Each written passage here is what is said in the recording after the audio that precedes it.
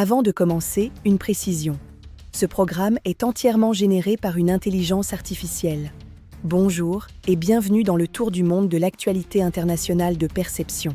L'essentiel de l'actualité mondiale, résumé et mis en ordre. Voici les titres de cette édition. À la une aujourd'hui, une canicule record en France et en Europe, au Moyen-Orient, le détroit d'Ormuz de nouveau sous tension, un séisme meurtrier au Venezuela, la Cour suprême américaine qui donne raison à Donald Trump sur l'immigration, la bascule à droite de la Colombie et au Gabon, la bataille de l'énergie. Entrons dans le détail. La semaine est dominée par une vague de chaleur d'une intensité record qui frappe la France et une grande partie de l'Europe. Le gouvernement de Sébastien Lecornu est mobilisé sur la gestion de crise. Sur le plan économique, le signal reste préoccupant. Après un recul du produit intérieur brut de 0,1% au premier trimestre, la Banque de France a revu ses prévisions de croissance 2026 à la baisse, en deçà des 0,9% initiaux. Le FMI table déjà sur 0,7%.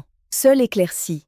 Avec la détente sur le pétrole, les prix à la pompe ont reculé, le gazole repassant sous les 2 € le litre. Roland Lescure a réuni les distributeurs pour accélérer cette baisse. À l'international, le président Emmanuel Macron a porté la voix française au G7 sur l'Ukraine et le dossier iranien, Paris se disant prêt à aider à sécuriser le détroit d'Ormuz. L'accord conclu il y a une semaine entre les États-Unis et l'Iran connaît un sérieux accroc.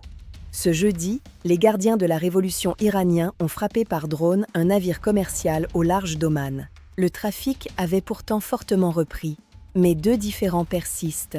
La route à emprunter et la question des péages que Téhéran souhaite imposer, ce que dénonce Marco Rubio.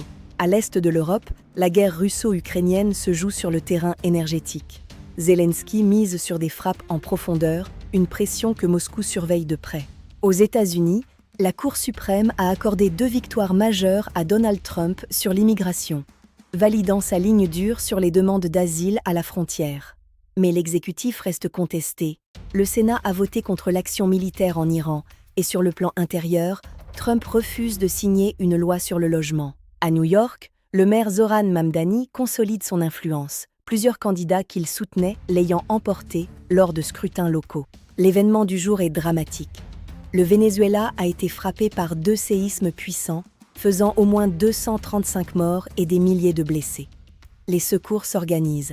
Côté politique, la Colombie a connu un virage majeur. Le candidat de droite radicale Abelardo de la Espriella l'a emporté de justesse le 21 juin dernier. Son rival Ivan Cepeda conteste les résultats, mais un renversement est jugé très improbable et l'investiture est prévue le 7 août. Sur le terrain économique, le Brésil a de nouveau abaissé son taux directeur, tandis qu'en Argentine, Javier Milei poursuit son programme de stabilisation. Au Gabon, le président Brice Clotaire Oligui Nguema a placé l'énergie au cœur de son discours.